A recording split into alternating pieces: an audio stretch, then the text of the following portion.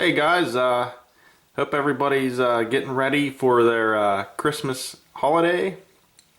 As I said in my last video, I have a number of projects I wanted to do over my Christmas vacation. I just completed project number 1 for my break, or my vacation. What you're looking at is AMD103 Athearn P42,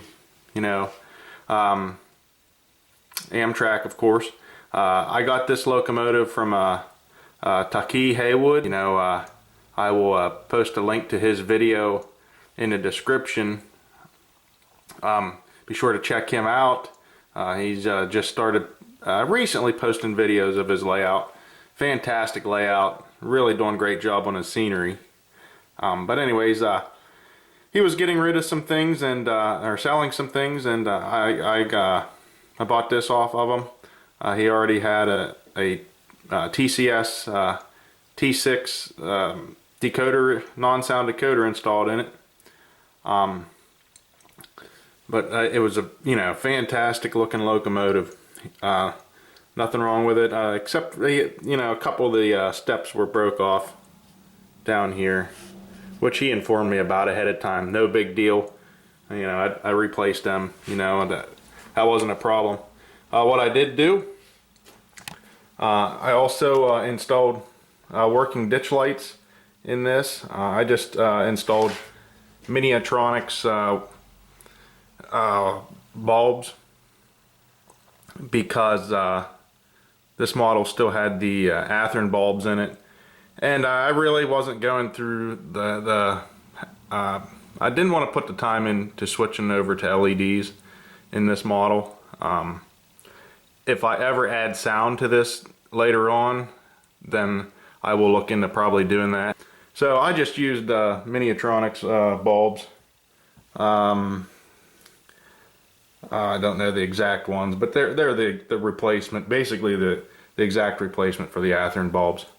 But I added them into the ditch light housing, and took me a little while to find the correct ohm size for the resistor to match the brightness of the headlights, which is not really bright. Now that is one drawback to these bulbs, especially, well, maybe it's just this one, but some of them aren't too bad. This one, I wish the headlight was a little bit brighter, but oh well, it is what it is.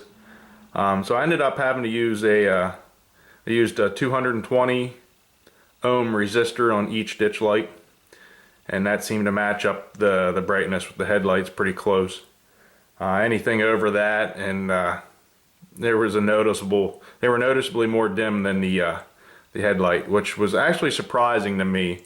220 is the smallest ohm resistor I've ever used on either a LED or an incandescent bulb, so that kind of surprised me. I expected to have a higher ohm rating than that, but hey, it works out all right. A little bit of trial and error. No, I don't use the formulas that are out there. I know there's a formula that's supposed to tell you exactly what ohm resistor to use.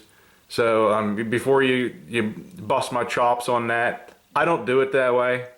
I start with whenever I do LEDs and everything like that, I start with like anywhere from 1,000 to 750 ohm resistor and test it out, and I work my way down and till I get what I like or match up with other lights. So that's how I do it.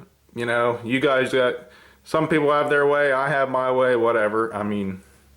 That's my way.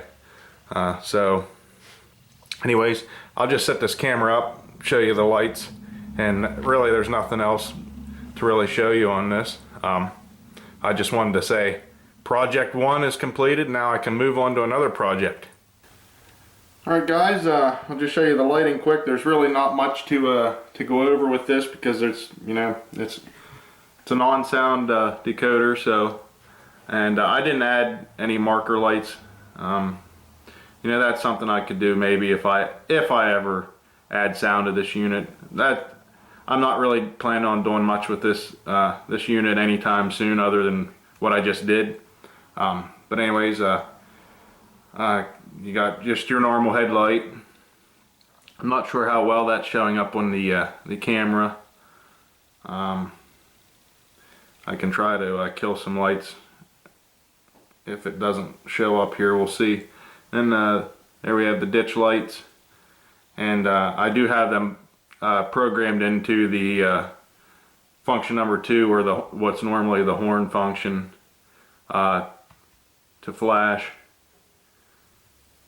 at you know, crossings and stuff like that. So I do have the alternating ditch lights installed in it. Thought it turned out pretty good. You know, like I said, these are just the regular incandescent bulbs, but they don't look too bad actually. I mean, it actually looks better on the camera, I think, than it does anywhere else. Let me turn that back off. I'll kill some lights, see if it doesn't show up a little better. There, that looks a lot better. But what I did was I programmed the ditch lights to function 1, just so it's easy to remember. Basically, all I'm using is function 1 and function 2, and function 0, of course, the headlights.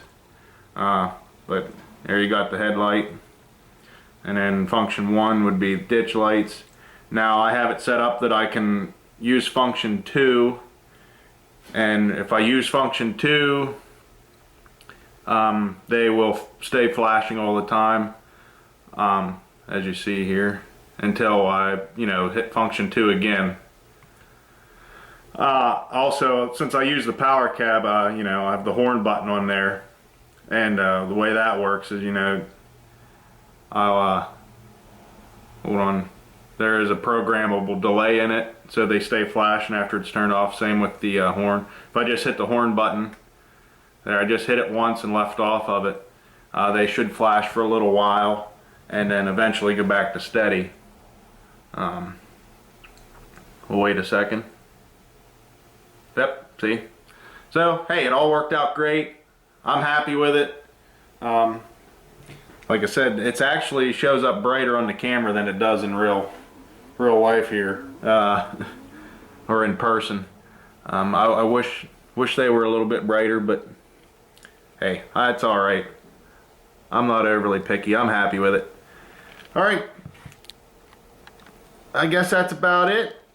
I guess I'll leave you with that, and hopefully I'll have a project number 2 video up as soon as I figure something else out to do. I have a whole list.